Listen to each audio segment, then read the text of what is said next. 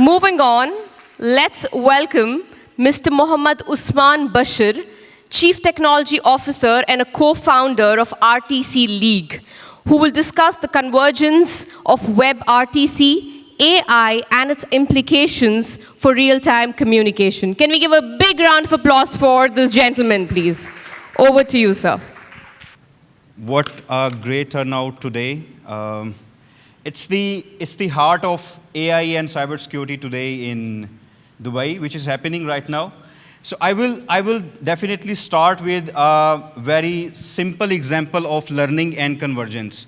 So I will do something in front of you guys, and you guys have to follow me, but not right now. So I was actually going to start with a simple example of learning and convergence. So I'm going to do something in front of you guys, and you guys have to follow me. But right now, here we go. Did you guys get it? I'm going to repeat it once again. Now, can you guys please stand up? All of you guys. Thank you so much. So you guys have to follow me and repeat with my. Not quite. Once again. Yeah, thank you so much. Please have a seat. So this was a very simple example of learning and convergence, and this entire topic of my speech is basically related to real-time communications. So WebRTC is a sort of protocol which is behind every big giant of real-time communication platforms such as Zoom, Teams, Google Meet. Even on daily basis, we are making thousands of WhatsApp audio and video call. So this WebRTC is basically the core protocol behind all the communications which are happening right now. So this convergence is basically related to WebRTC and how AI is going to operate in a certain way with this protocol in nowadays.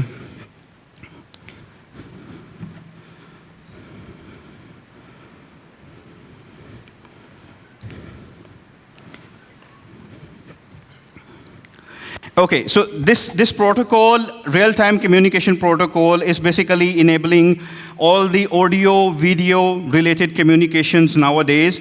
And the response time of this technology and protocol is vital. Nowadays, AI is emerging and following, I think, almost all the information related to textual, which is we heard a lot of conversations about the LLM things. This LLM is basically are being trained on all the textual information which is available on the internet nowadays.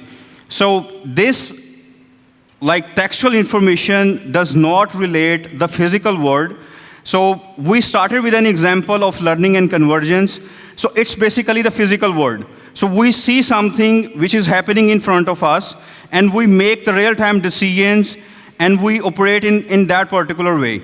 So if we go and train some models on the two-dimensional or textual information, that is not going to helpful, or that is not going to help achieve us the so-called word which is artificial general intelligence or artificial superintelligence.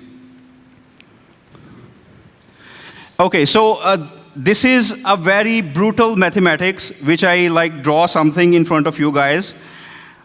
Nowadays, if let's say OpenAI is going to claim that we have the largest LLM model trained available at this point in time, so no one is going to understand, or maybe with their right mindset, they are going to understand that this two-dimensional discrete information is going to help us achieve artificial general intelligence or artificial superintelligence.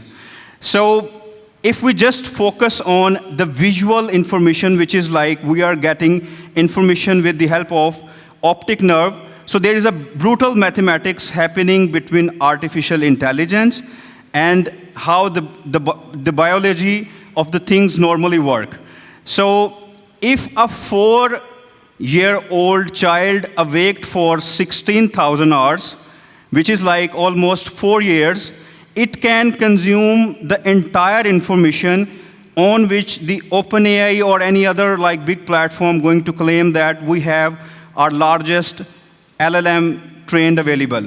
So this 2D, like discrete informational AI models are not going to help us achieve the artificial general intelligence at some point in time, because this physical world needs sensory information. This physical world needs like the visual information, which is going to be the biggest asset of like real-time understanding of the environment around you guys.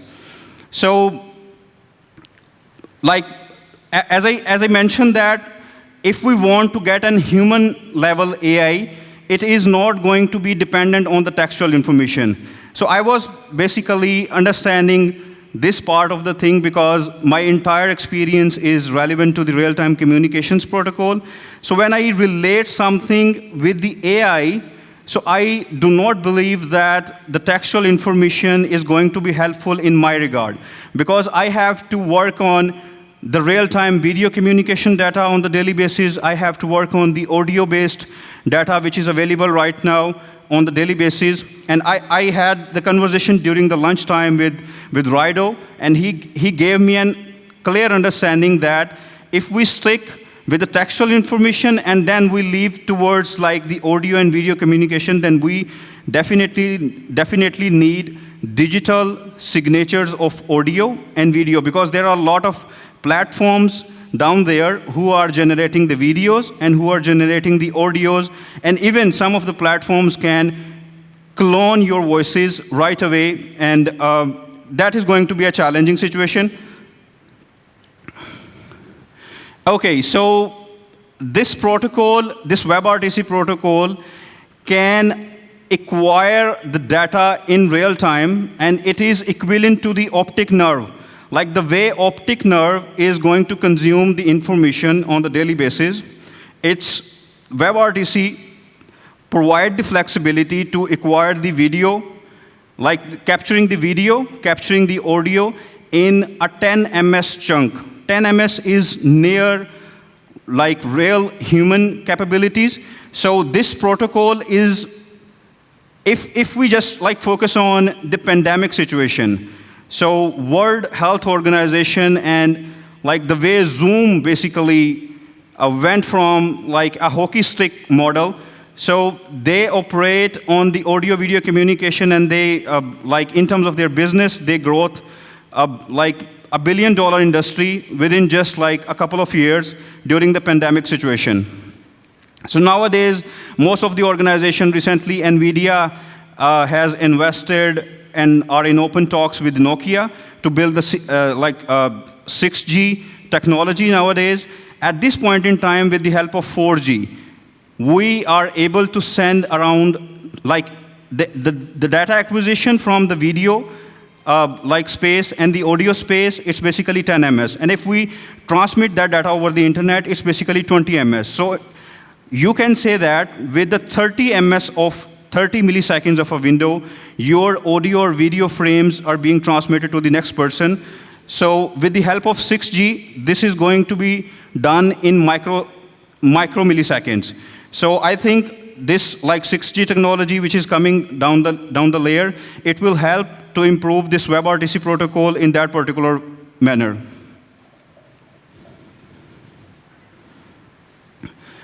Yeah, so I was in a communication with OpenAI like team. I'm also, because the real-time, I have like the real-time communication background. So a couple of weeks ago, I was in a communication with the head of real-time communications in OpenAI. OpenAI just made a very strategic move to work on the real-time communication protocol. I believe they are leaving the 2D, two-dimensional LLM-based space, and then like working on training something on real-time video and audio communication data. And they just hired Justin Uberti, Justin Liberty, he is basically the creator of this real-time communication protocol. In 1999, when IP, when the companies who were working on the internet protocol things, they decided to bring the audio and video communication in the web platform. This was the guy who started working with the company name IP Global Solution, which acquired in 2006 by Google. So it has more than 20 years of experience. So I met with this guy. We had a couple of, you can say, consultation sessions, and where he gave me an understanding. In the previous presentation, we were listening something about bringing the quantum-based cybersecurity improvements down the globe, down the road. So there are things when Justin Liberty just gave me an understanding that OpenAI is working on something related to the quantum cybersecurity space, and also he was also working on the audio-video communication, and they are about to leave the two-dimensional discrete space because their next challenge is artificial general intelligence or artificial superintelligence, which nowadays, which is a very common word we normally used nowadays. So in my experience, this protocol, if that protocol is going to provide you that sort of real-time accessibility in less than 50 milliseconds, which is not TCP, not the UDP direct is going to give you that sort of flexibility. So this protocol can help you control your robots, can help you control your surveillance systems, can help you control all of the orchestration around the edge devices. So now in UAE, we normally work on the edge devices. So if you ask any government official from the UAE, so they won't rely on something that their data is going outside the UAE space. So they normally operate in the edge devices. So this protocol can give an understanding from a surveillance system to a robotic system. This is going to be super, super helpful. Yeah, so when we say that most of the military drone system are out there in United States, I was working on a project of bounce imaging where a bowl of 360 cameras with a capability of bulletproof and bomb-proof, that device is basically built. And in real time, most of the, you can say, security agencies are going to utilize that ball in accordance with the drone system. So to improve the surveillance system with the help of this protocol, this is down the line. Most of the organizations are doing in that particular direction as well. So Neuralink breakthrough. So when we talk about the Elon Musk thing, Neuralink, so right now the system is basically congested on some sort of hardware components, but sooner or later, because the Starlink is going to get into the market overall the world. So with the help of Starlink, this overall Neuralink thing is going to be a breakthrough that if some disabled person, we want to manage and control that particular person with the help of this real-time communication protocol, we can go for that.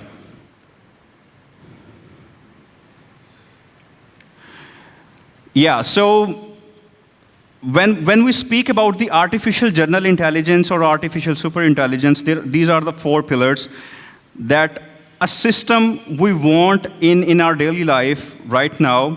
It is not going to be helpful with the help of textual information. So we need something that can understand the physical world, that can have the ability to persist the memory for a certain period of time. Let's say, if we speak about the LLM, so LLM will maintain the context based on the API calls. If API call is going to lost, the entire context of that particular communication is going to lost.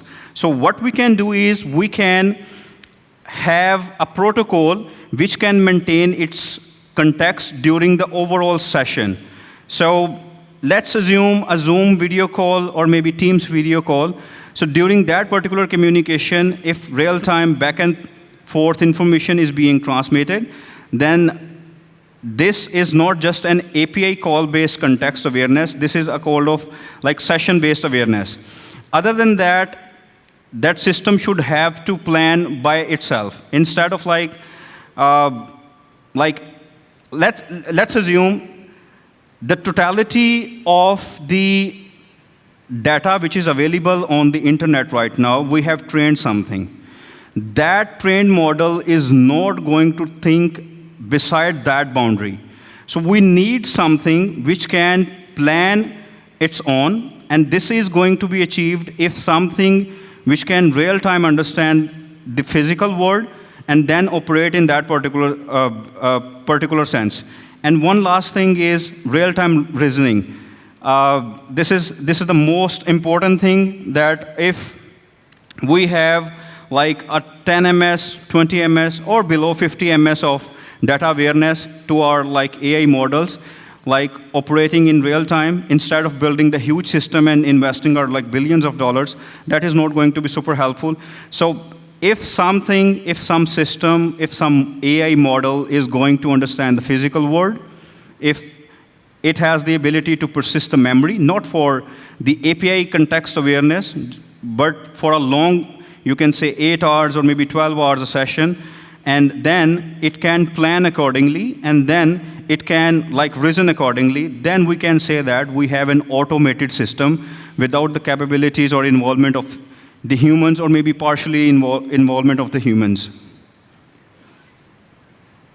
So this protocol, I was like telling about the real-time communication. So if we think about the physical layer, so we have something to acquire in terms of audio. We have something to acquire in terms of like the video. So I think what we can do is we can utilize this real-time communication protocol to acquire the real-time data from the physical layer. Then we can transport with the help of secure communication transport protocol, which is like SRTP, secure real-time protocol, to encrypt that media which is like obtained in real time based on 10 ms chunk. And then we can use SCTP, it's a secure communication transport protocol, to like stream or multi-stream into like all the available pairs.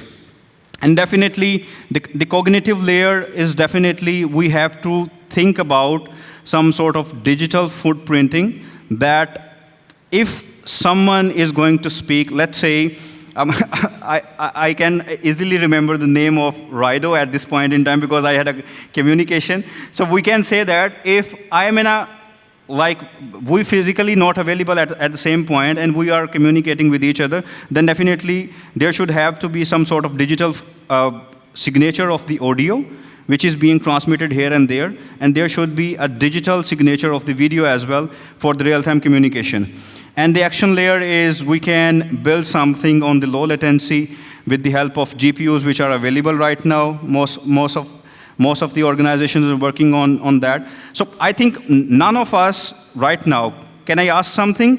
None of us is right now training an AI model. Can someone raise hand?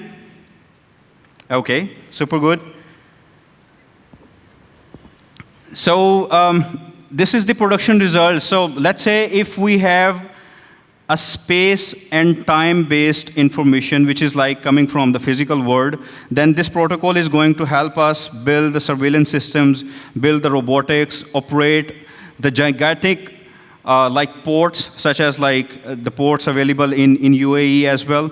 So this protocol can, like, we have the ability to get the real-time dimensions of any sort of like physical drones which are moving here and there. And those days are coming that drones will be helpful in delivering the food to our homes, definitely.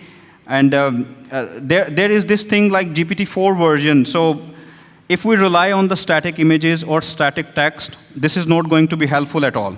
We need something which is like real time, and then we can produce something to operate on the physical world. From the World Health Organization perspective, I worked with NHS England 3 years ago, and we were building some remote patient monitoring system where We normally operate that patients will be sitting in their homes and they will be getting direct assistance from the doctors. And nowadays, Dojo, it's basically Tesla's coin, and it's basically being operated on the WebRTC data channels. So most of the world, most of the big organizations are basically trying to get into this like silent infrastructure to operate their things. And this is some sort of like a very simple graph which I place on the table. Nowadays, the whole topic is AI agentic conversational platform. And since 2025 to 2035, there's a massive opportunity that this protocol is going to take place and take care of most of the real-time systems, instead of like relying on the textual information and instead of relying on something which is not like acceptable. Because overall, there is just 2% of information or 2% of ability in all of the AI models right now, because 98% of the physical words operates beyond the textual information.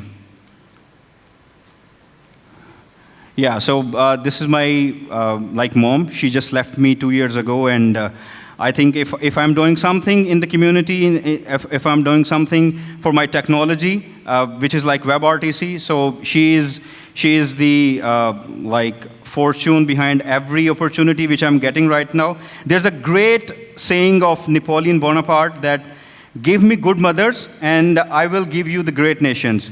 So I think this is your family, and this is your like family, like including your father, your like brothers, your sisters, and all of your friends. This is like a family environment, and we definitely need them to work with us in achieving something good. If I'm doing something good in this community, this is just because of some sort of like the family backup I have. If I'm working 16 to 18 hours a day, and I'm not taking care of my own things, like my clothes, my food, and stuff like that, then this is a family who is just taking care of me behind the scene. And she is the greatest mom. I just like missed her. And I think this is if I'm displaying her picture in front of like this stage at this point in time, so this is an appreciation to all of the mothers in the world, and I think so we must have to like acknowledge our like journey partners, and she's like she's everywhere around me nowadays. So if you guys have any sort of like questions, I'm open to that.